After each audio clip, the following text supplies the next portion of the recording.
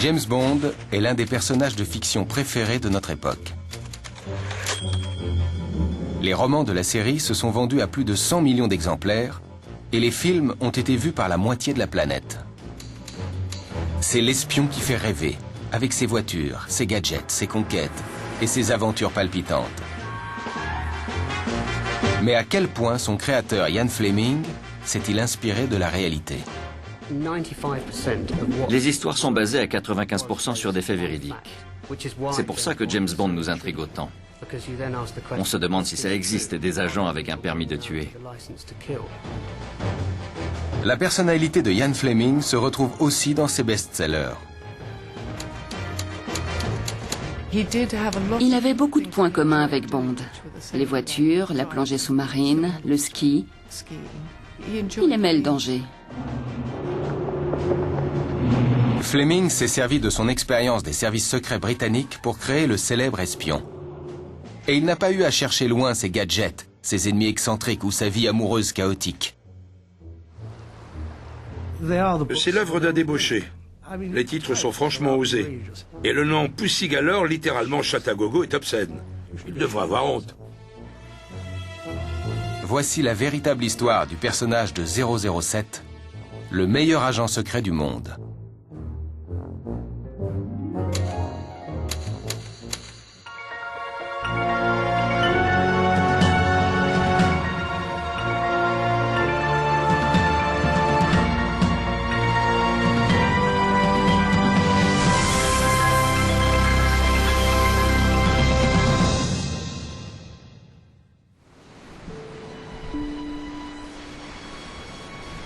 James Bond est né le 15 janvier 1952. Son auteur, Ian Fleming, veut écrire un roman d'espionnage qui révolutionnera le genre.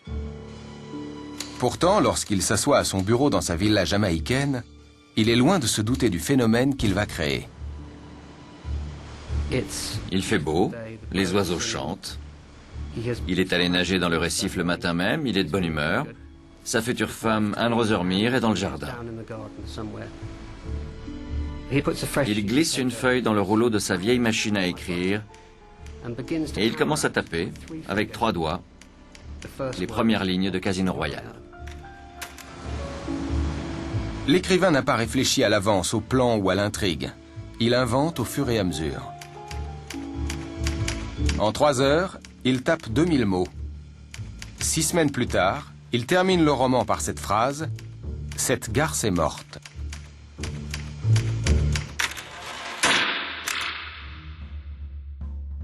À l'époque, John Pearson travaille avec Fleming.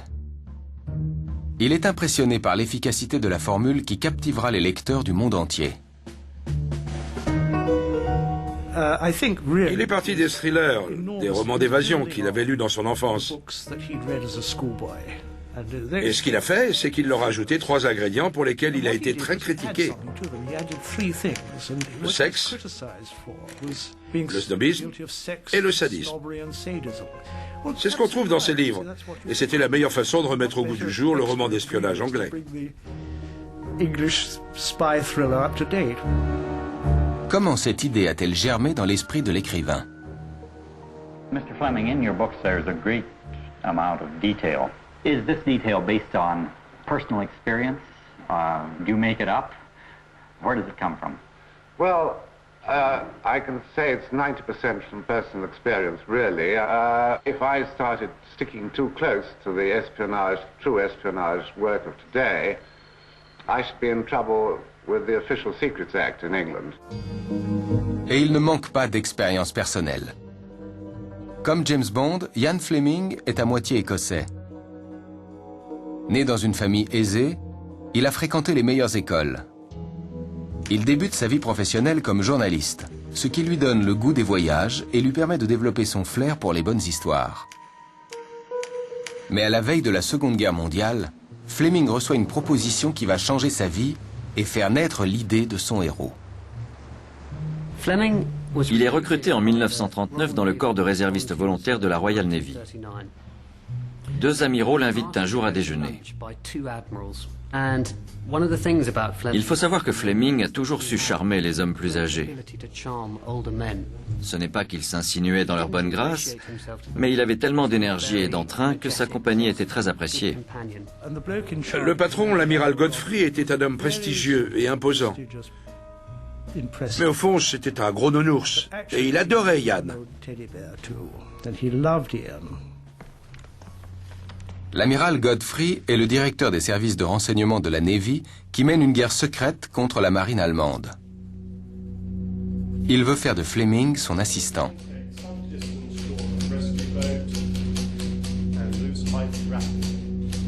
Ian s'est retrouvé à la place idéale pour un futur auteur de thriller. Il était au cœur des opérations des services secrets pendant la guerre. À son nouveau poste, Fleming accumule les expériences et les informations qui lui serviront dans ses romans. Il a beaucoup voyagé avec l'amiral Godfrey. Il est allé dans plein d'endroits auxquels presque personne n'avait accès, et il a pu les visiter de façon privilégiée. On peut même dire que pendant la guerre, Fleming a mené la belle vie, et son amour des voyages ne l'a jamais quitté.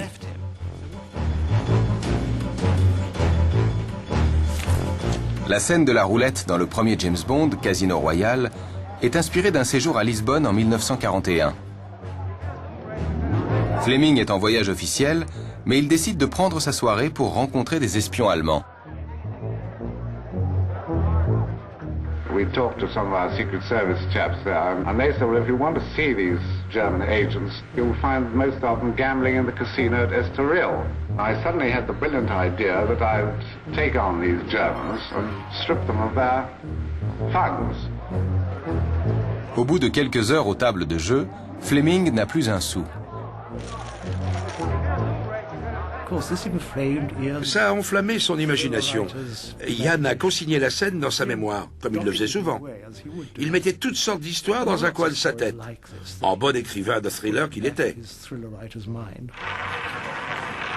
Dans Casino Royale, son héros gagne la partie de cartes contre son adversaire.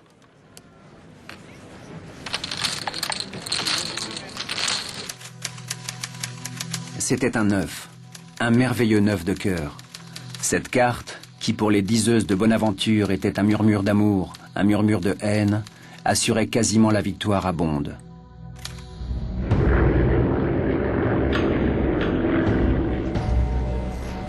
La guerre continue et Fleming prend du galon au sein des services de renseignement. L'amiral Godfrey reconnaît les qualités de son assistant à l'imagination débordante. Je crois que Godfrey a recruté toutes sortes de gens qui n'avaient rien à voir avec la marine traditionnelle. Il voulait des employés d'horizons différents qui avaient des idées nouvelles à apporter. Fleming doit beaucoup à Godfrey. Il en fera plus tard l'un de ses personnages, le célèbre M, chef des services secrets britanniques et patron de 007.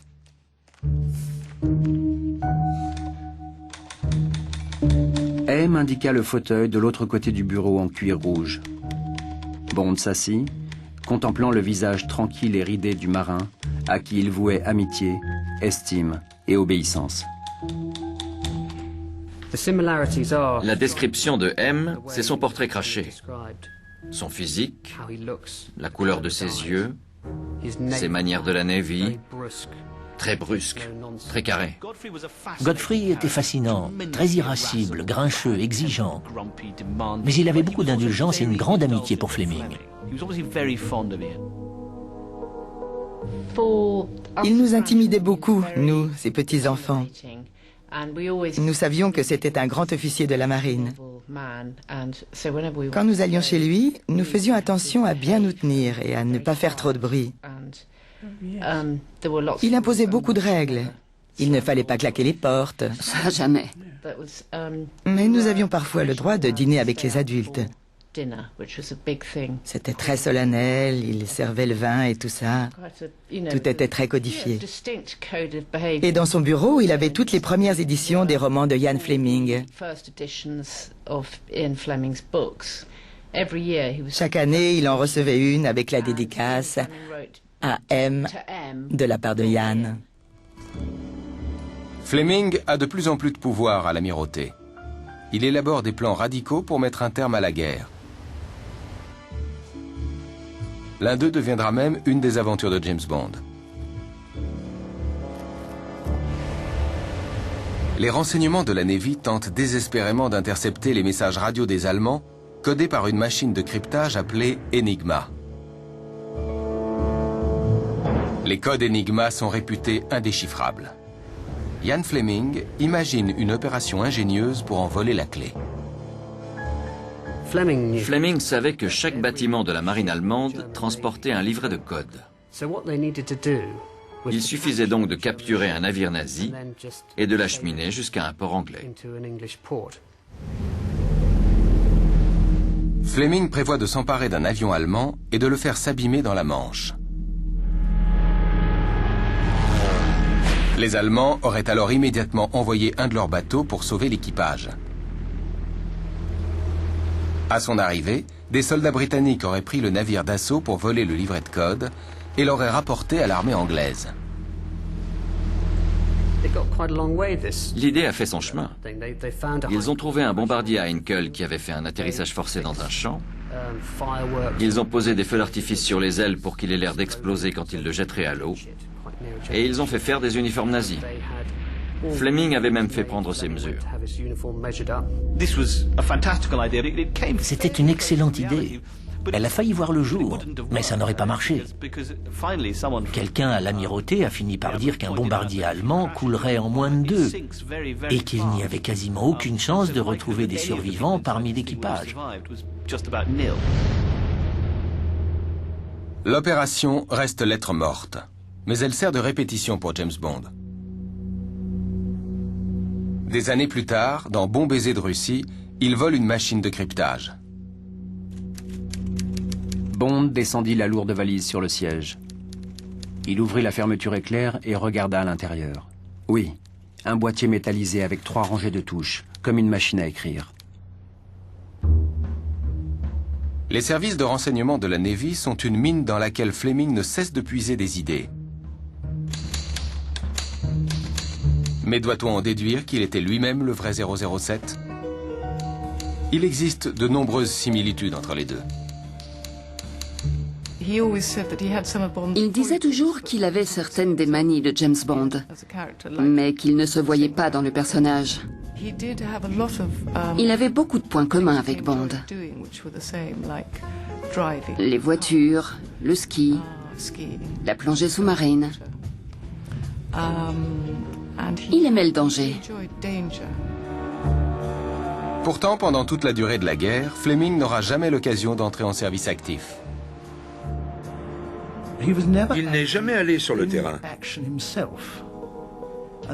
C'est assez curieux. Et c'était une grande source de frustration pour lui. L'amiral Godfrey disait qu'il était trop important pour partir en mission.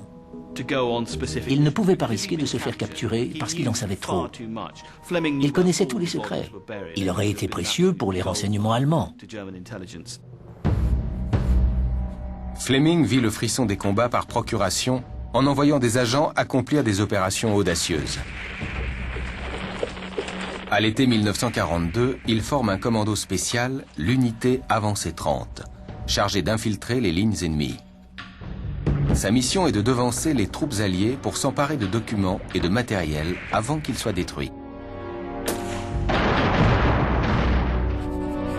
L'un de ses membres aurait-il inspiré l'agent secret ? Le problème, si l'on commence à vouloir identifier James Bond à un individu plutôt qu'à un autre, c'est qu'il est né à une époque où les héros étaient nombreux.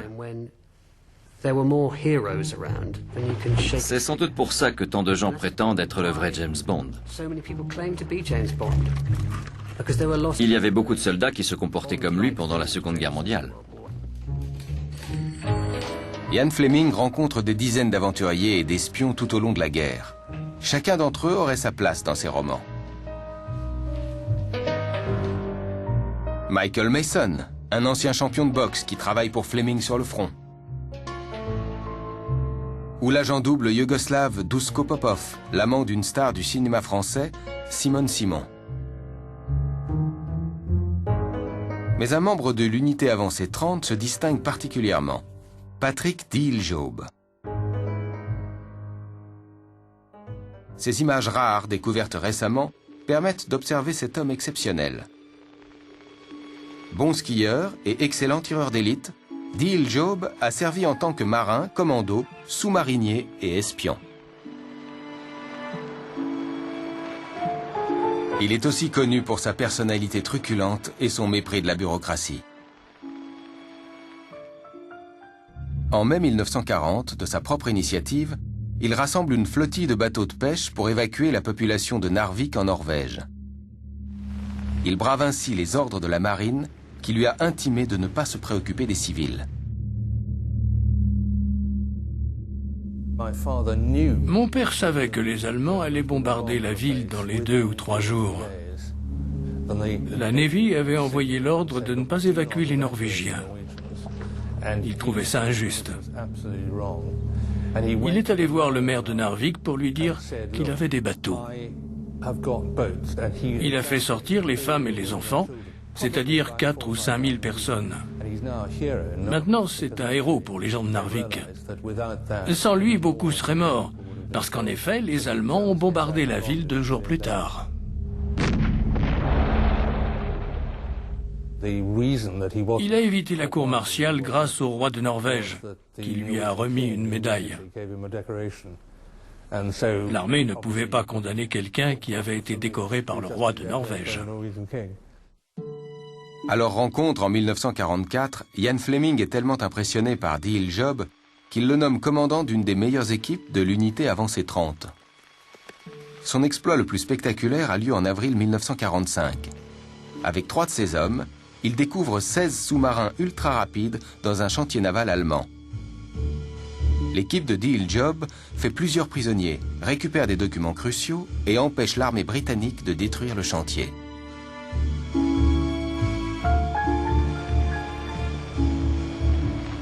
Depuis plus de 50 ans, ces états de service étaient protégés par la loi sur les secrets d'État.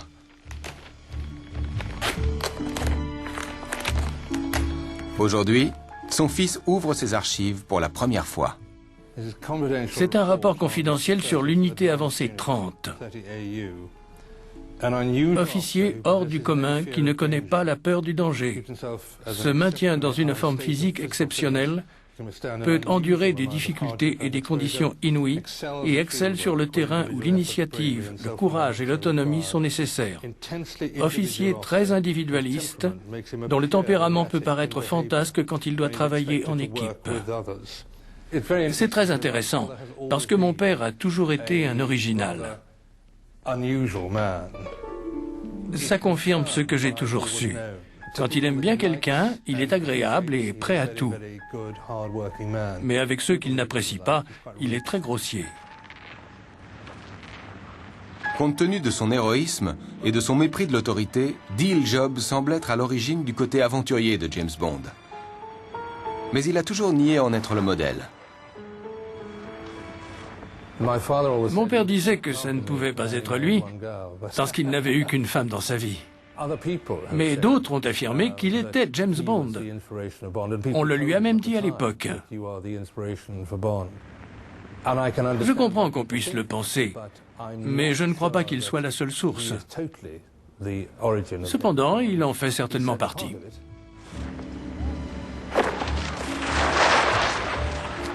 En effet, tous les hommes du commando sont une inspiration pour le futur romancier.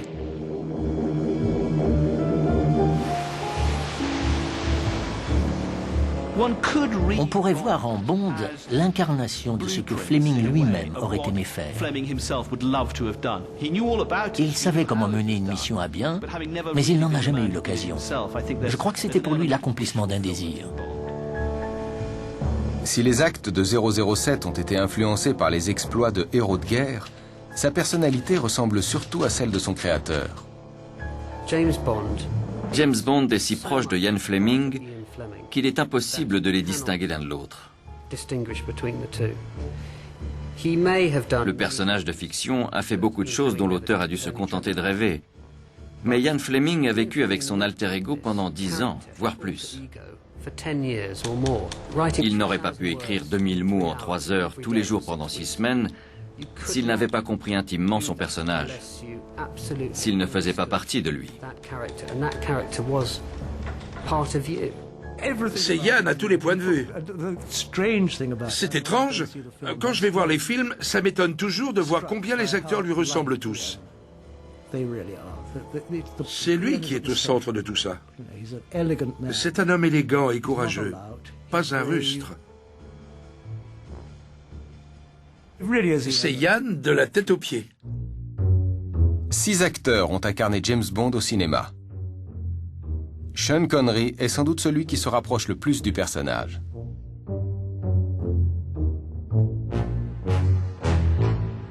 Roger Moore est plus léger et débonnaire. Mais la sensibilité du personnage transparaît récemment chez Daniel Craig. Je trouve intéressant qu'il soit revenu à la première idée de Ian. C'est un homme qui a souffert, qui a été blessé par les femmes et par ses ennemis. Ce n'est pas Superman. D'ailleurs, Ian ne l'a jamais vu comme un héros, bizarrement. C'est ce qu'il disait. Pour l'écrivain, James Bond est loin d'être un homme parfait.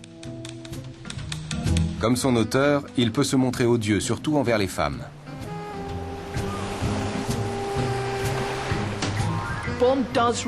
Bond reflète le côté sombre de Fleming.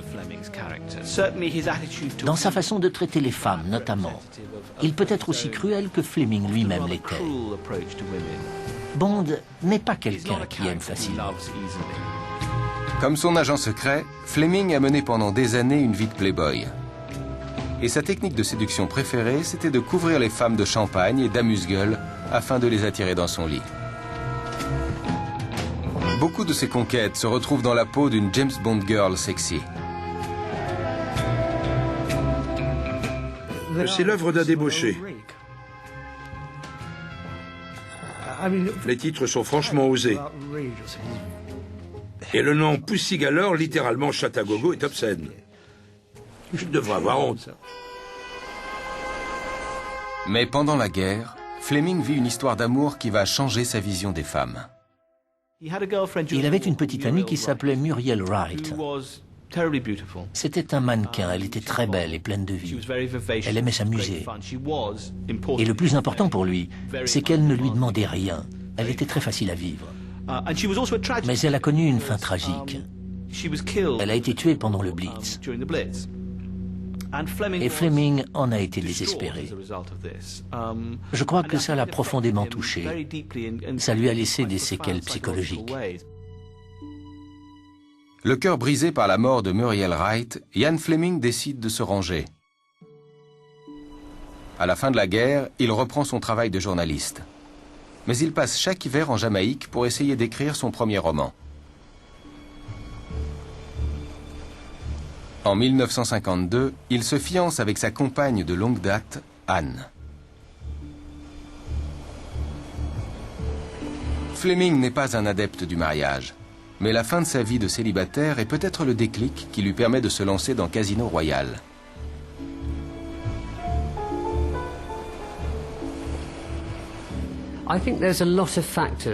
Je crois que plusieurs facteurs se sont mis en place. Et c'est ce qui explique pourquoi Fleming s'est mis à écrire à ce moment-là. Oui, il allait se marier et il avait fait tout ce qu'il y avait d'autre à faire en Jamaïque. En fin de compte, il avait besoin d'une activité à laquelle se consacrer. Et ça faisait longtemps qu'il se l'était promis.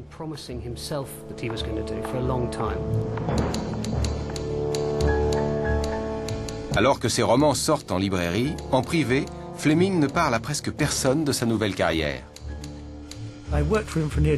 J'ai travaillé avec lui pendant presque 1 an avant d'apprendre qu'il écrivait les James Bond. Il ne rencontrait pas un grand succès. Il restait assez obscur. Quelqu'un a fini par me le dire, et je lui ai demandé si c'était vrai. Il m'a répondu, mon cher ami, ne parlons pas de cela, c'est d'un ennui. C'était la fausse modestie d'un génie caché.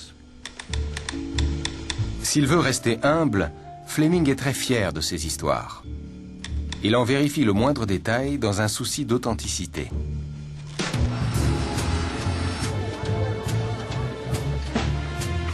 Il se rend dans les pays qui lui inspirent des intrigues. Les États-Unis, la France, le Japon et bien sûr, les Caraïbes. Il aime aussi la gastronomie, mais contrairement à 007, il ne connaît rien au cocktail. Imaginer Ian en bon vivant sophistiqué n'a aucun sens. Il n'était pas amateur de vin, il ne savait pas préparer un bon martini. Le fameux au shaker pas à la cuillère, c'est typique de lui. C'est une astuce de journaliste. Il n'a aucune idée de ce qu'on dit en commandant un martini, mais il se dit « Ah, bonne formule ». C'est Ian tout craché. Un thriller est censé faire frissonner le lecteur de plaisir. Pour cela, l'écrivain doit décrire toutes les sensations. Le goût, le toucher, la sensation de conduire une décapotable à toute vitesse ou de manger du caviar. Fleming voulait que ses lecteurs ressentent tout cela, donc il devait en faire l'expérience. Les romans permettent de s'évader, avec leurs destinations exotiques, les repas et les cocktails. Quand Ian a commencé à écrire, l'Angleterre se remettait à peine de la guerre et du rationnement. Les gens avaient faim. C'était merveilleux, toutes ces descriptions de festins. Pendant que mademoiselle se régalera avec ses fraises, je prendrai un demi-avocat avec un peu de vinaigrette. Vous approuvez? On ne trouvait pas d'avocat au supermarché en 1953. Très peu de gens en avaient même déjà vu. Pareil pour les bananes. Être un agent secret qui déguste ses fruits face à la plus belle fille du monde dans une robe sexy, un verre du meilleur champagne à la main, c'était très alléchant. Qui n'aurait pas aimé être à la place de James Bond?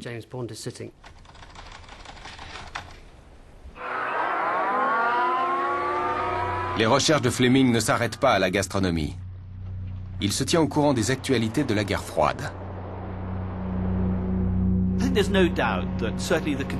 Il n'y a aucun doute que les contemporains de Fleming pensaient lire une version proche de la réalité.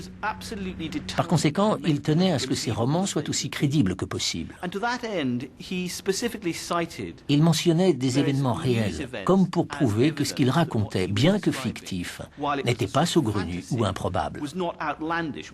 On pourrait citer plusieurs exemples dont il s'est inspiré, notamment l'affaire Buster Crabbe. Buster Crabbe était un homme grenouille des services secrets britanniques. En avril 1956, il part inspecter l'hélice ultramoderne du bateau qui a amené Nikita Khrouchtchev en visite officielle en Grande-Bretagne. Mais le plongeur disparaît.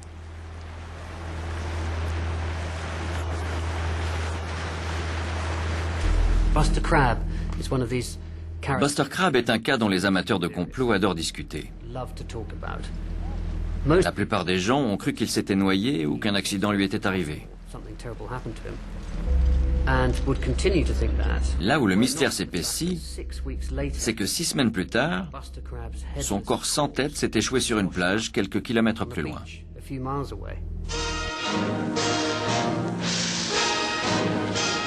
Commander Crabbe's name has jumped into the news since the Soviet cruiser Ordzhonikidze. La presse s'en donne à cœur joie. What was Commander Crabbe doing when he disappeared? Was he spying on the Soviet cruiser? La mort de Crabbe ne sera jamais élucidée, mais Ian Fleming réécrit l'histoire pour son héros. Fleming était au courant de tout cela et a utilisé un incident similaire dans Opération Tonnerre.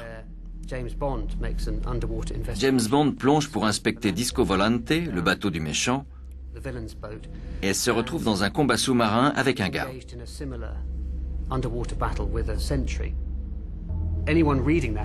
Dans les années 50, en lisant cette scène, tout le monde aurait immédiatement pensé à Buster Crabbe.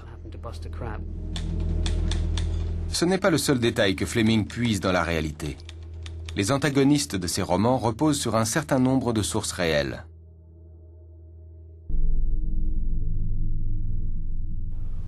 Fleming a écrit qu'une des difficultés majeures était de créer des méchants crédibles. Là encore, il s'inspirait de la vraie vie. Si vous connaissiez Fleming, et surtout si vous l'aviez contrarié, il y avait de grandes chances pour que vous finissiez dans un de ses livres. Mon préféré, c'est Goldfinger. On raconte qu'à l'origine de ce personnage, il y a un architecte, Erno Goldfinger.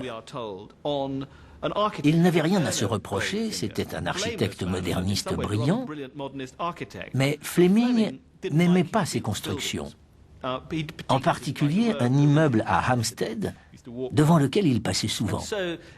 Pour se venger de lui, il a appelé un de ses méchants les plus célèbres, non pas Erno Goldfinger, mais Auric Goldfinger.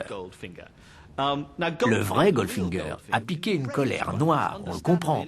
Il a même menacé d'interdire la publication. Finalement, l'architecte renonce aux poursuites et l'éditeur prend en charge ses frais d'avocat. Mais il n'est pas le dernier ennemi de 007 à être inspiré d'une personne réelle. Pendant la guerre froide, les journaux regorgent d'articles savoureux sur la défection d'espions russes et le bruit court que certains d'entre eux seraient des assassins. L'Occident a commencé à prendre conscience que des James Bond soviétiques, avec un permis de tuer, parcouraient l'Europe pour mener à bien leur mission. C'était à la fois fascinant et terrifiant. Fleming est lui aussi captivé. Même si cela n'existe pas dans les services secrets de Sa Majesté, il accorde à James Bond le permis de tuer. Un transfuge, Nikolai Kokloff, arrive en Angleterre avec un arsenal impressionnant. C'était un vétéran de l'espionnage et du sabotage. Quand il a fait défection dans les années 50, il a emporté des gadgets extraordinaires qui avaient l'air tout droit sortis du laboratoire de Q. Des étuis à cigarettes qui tiraient des capsules de poison, ce genre de choses. Fleming citait Kokloff en exemple pour montrer que ce qu'il écrivait était du domaine du possible. L'écrivain a eu l'occasion de manipuler les accessoires inventifs des espions. Pendant la guerre, il était fasciné par la technologie, du moins par certaines de ses applications. Il y avait au service secret un dénommé Fraser Smith qui aurait pu servir de modèle au personnage de Q si celui-ci existait dans les romans, mais ce n'est pas le cas. Il existe une section Q dont le rôle est de créer toutes sortes d'outils technologiques. Fleming travaillait en proche collaboration avec Fraser Smith pour fabriquer différents gadgets, comme des balles de golf explosives ou des étuis à cigarettes dans lesquels on pouvait dissimuler un appareil photo. Dès le début de sa carrière dans l'espionnage, il était très intéressé par tous ces engins. La division de Fraser Smith fournit également en armes les opérations spéciales dont les agents d'élite exercent derrière les lignes ennemies. Voici certains des accessoires dont se servaient les opérations spéciales. On dirait une pipe, mais en fait c'est un pistolet. On peut placer une cartouche de 22 dans cette petite chambre. Et la détente est ici. Le tuyau de la pipe tient lieu de canon. Ce crayon renferme une boussole miniature. Elle fait environ 3 mm de diamètre. Il y a des scies enveloppées dans du papier ou du caoutchouc. Un autre appareil utilisé par les opérations spéciales était le stylo lacrymogène. Cette petite bille est l'amorce qui est dissimulée par l'agrafe. Il suffit de la tourner et d'appuyer. On a d'autres armes plus conventionnelles. Ce petit pistolet espagnol de calibre 6,35 était très prisé par les opérations spéciales. Parce que si leurs agents sur le terrain se faisaient arrêter avec, on ne pouvait pas remonter jusqu'au service secret britannique. Ian Fleming devait bien connaître ce genre d'arme, parce qu'il a choisi le Beretta 1919 pour James Bond dans le premier volet de ses aventures. Il est de meilleure facture que le pistolet espagnol, mais il accueille aussi des cartouches de 6,35, des munitions rarement mortelles.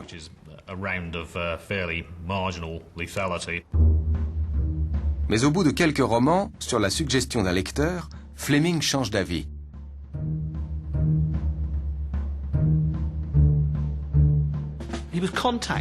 Il a été contacté peu de temps après la sortie du deuxième Bond par un homme du nom de Boothroyd, un expert en armes à feu.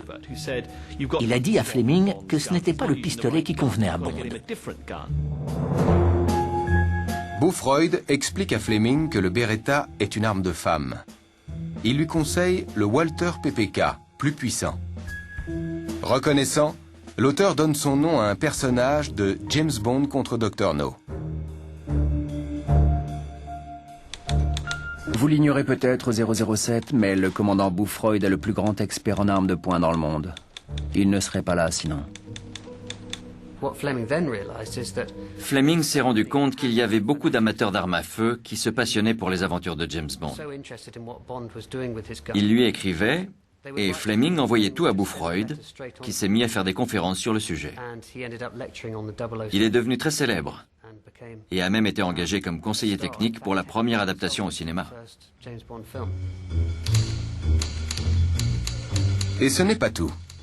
Un autre fan persuade Fleming de remplacer la voiture de son héros par la légendaire Aston Martin.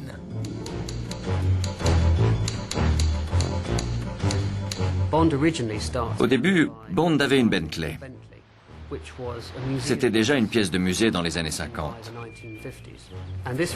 Un lecteur, trouvant que l'agent secret devait conduire un bolide plus moderne, a suggéré à Fleming de tester la DB3.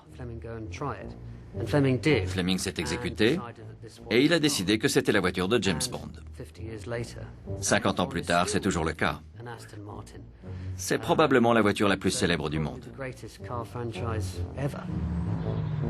Dans le premier film, Bond apparaît au volant du dernier modèle en date, l'Aston Martin DB5, équipé de plaques d'immatriculation pivotantes, d'armes cachées, d'un émetteur radio et de tiges latérales pour faire sortir les autres voitures de la route.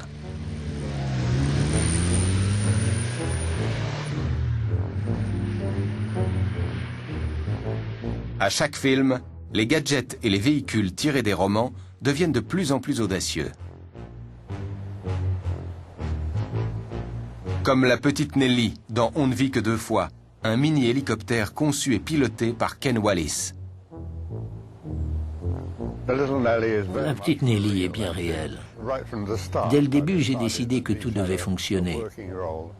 Elle a une sœur qui porte les couleurs de l'armée et a participé à des essais militaires. On la transporte dans un Lockheed C-130 Hercule jusqu'à une zone de combat. Et dès que le C-130 atterrit, on peut la sortir pour surveiller les environs. Outre la reconnaissance, elle peut aussi servir à une attaque au sol. Elle peut être équipée de 6 missiles comme celui-ci. C'est une arme, absolument.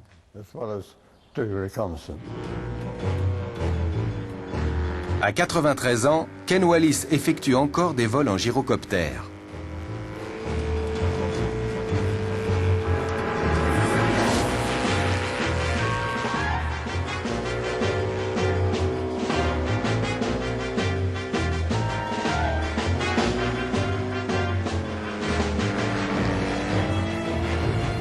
Les producteurs du film veulent rendre la petite Nelly encore plus redoutable à l'écran.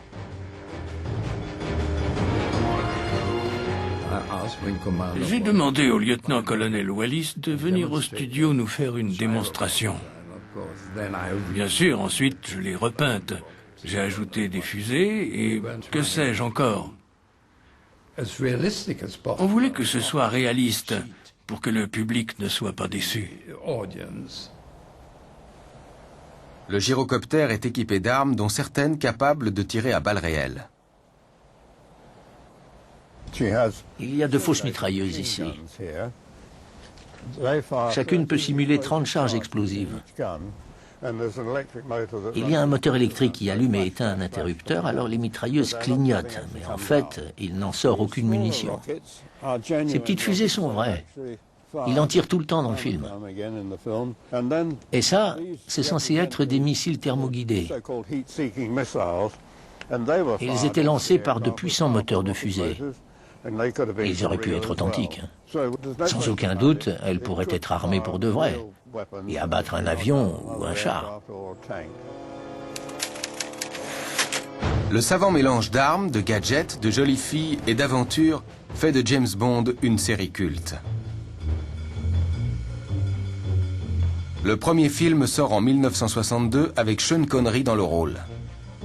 007 captive bientôt les spectateurs du monde entier. Quand le président Kennedy déclare que Bon baiser de Russie est l'un de ses 10 livres préférés, James Bond conquiert les États-Unis en un clin d'œil.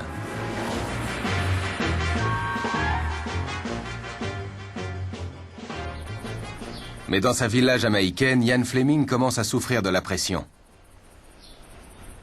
Il était très routinier. Il passait les mois de janvier et février à GoldenEye. Il écrivait 3 heures le matin et 1 heure le soir. À son retour, il faisait la promotion du roman qu'il avait écrit l'année précédente. Il finalisait celui qu'il était en train d'écrire et il commençait à réfléchir au suivant qu'il commencerait en janvier de l'année suivante. À tout moment, Ian Fleming gérait 3 aventures de James Bond en même temps. Ce rythme épuise Fleming. Pendant la rédaction du 5e volet, il commence à envisager l'impossible. Mettre un terme à l'histoire de l'agent secret.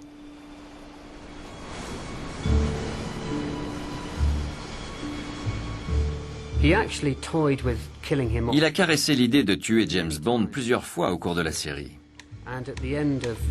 À la fin de Bon baiser de Russie, on ne sait pas s'il s'en sort.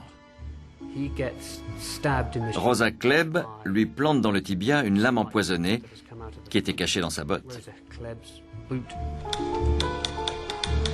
Il avait du mal à respirer. Encore une fois, sa main remonta vers son visage glacé. Il lui sembla voir Matisse se précipiter vers lui. Bond sentit que ses jambes ne le soutenaient plus. Il dit, ou crut dire, « J'ai déjà la plus belle ».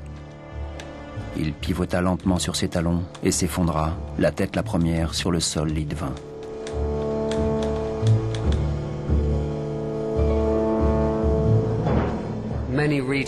Beaucoup de lecteurs ont cru que James Bond était mort. Et Fleming a été inondé de lettres lui demandant de continuer. En fait, il avait déjà écrit le tome suivant. Mais ça montrait bien que 007 était entré dans l'inconscient collectif. Il ne pouvait pas mourir. Dans le roman suivant, il est en effet bien vivant. Et dans l'adaptation cinématographique de Bon baiser de Russie, la scène a disparu. Bond est libre de continuer à batifoler.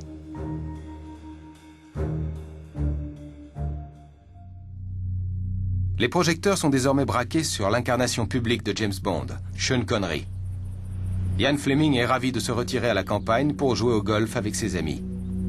Quand il commence l'écriture de L'homme au pistolet d'or, la 12e aventure de James Bond, il sait que ce sera la dernière. Fleming a dû finir par s'enlacer. Je crois qu'entretenir le fantasme le fatiguait. Je crois que Ian en a eu marre. Ça demande beaucoup d'énergie d'écrire un livre, surtout un par an. À la cinquantaine, Fleming n'est pas seulement fatigué de son rythme exténuant, il est diminué physiquement après une vie de plaisir sans limite. Sa santé a commencé à décliner. Il avait toujours beaucoup bu et beaucoup fumé, et il a eu une crise cardiaque en 1961. Après cela, écrire un nouveau roman est devenu très pénible pour lui. C'est pour ça qu'il s'est désintéressé de son personnage, et que d'après certains lecteurs, il n'a pas autant de panache et de verve dans les derniers livres que dans les premiers. De plus en plus malade, Fleming est obligé de se limiter à écrire 1h30 par jour. Quand il met le point final à L'homme au pistolet d'or, le 14 mars 1964, il signe la fin de sa relation avec l'agent secret.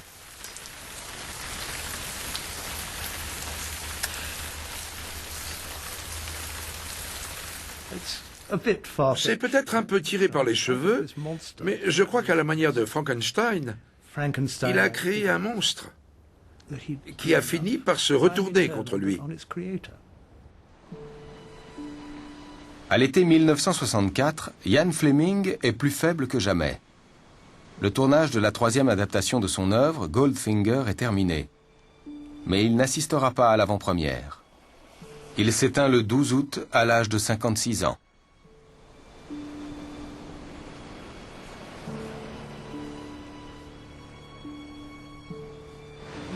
Il a quand même obtenu une chose à laquelle il tenait beaucoup. Il a été nommé président du club de golf de Sandwich. C'est d'ailleurs sur le parcours qu'il a eu la crise cardiaque dont il est décédé 3 heures plus tard. Je me dis toujours que ce jour-là, James Bond a fait sa seule vraie victime. Aujourd'hui, des décennies plus tard, James Bond est toujours aussi populaire.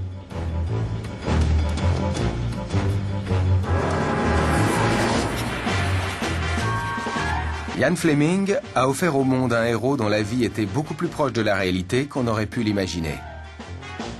Car c'est dans sa propre vie que l'auteur est allé puiser ce cocktail d'armes, de gadgets et de femmes.